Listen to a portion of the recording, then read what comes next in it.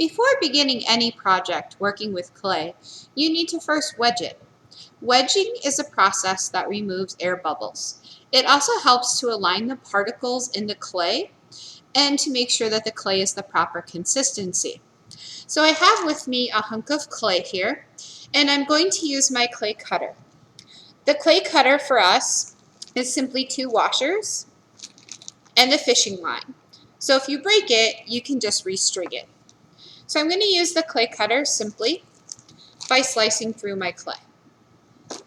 That just makes it easier for me to move it instead of having to worry about ripping off a certain amount. You don't have to use the clay cutter if you're comfortable just ripping off a chunk, but the clay cutter is a nice tool. So before we can work with our clay, we need to wedge this. And so the wedging process consists of taking your hunk of clay that's kind of in a nice ball shape already, so you don't want a flat piece, and you're going to go ahead and push down into the clay. So I push down. If I turn that towards you, you can see that my palms made 2 indentations. This is called the ram's horn way of wedging. There are other ways to wedge. So now I'm going to take my clay and pull it kind of like on that bill that you saw before, and take my hands and squeeze and push down. And then I'm going to pull it towards myself, squeeze, and push down. I continue to do this for a few minutes. Sometimes students wonder if they're doing it right. Remember, pull the clay up, squish from the sides, and push down.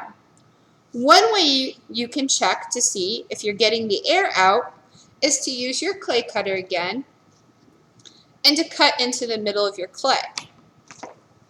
So if I look inside, I don't see any holes, except for there looks like there's one right in here. So I'm going to go ahead and just kind of smack my clay back together, and I'm going to push down, squeeze, push down, squeeze, push down, squeeze, push down. It's going to feel a little bit unnatural to you at first, but over time you'll get used to this process. So wedging, again, prepares the clay for use.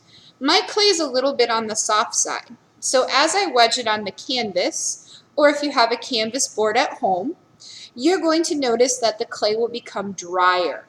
So that's one way that wedging can also help, is to get that clay to a more dry state.